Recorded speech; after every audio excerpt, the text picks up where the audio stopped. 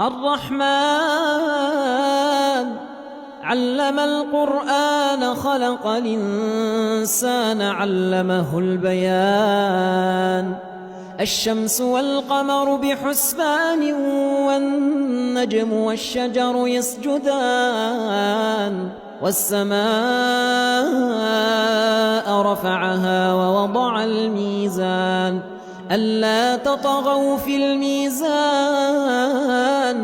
وأقيموا الوزن بالقسط ولا تخسروا الميزان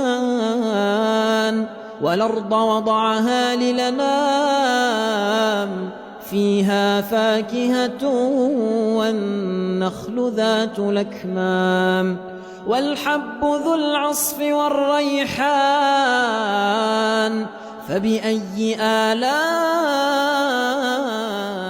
ربكما تكذبان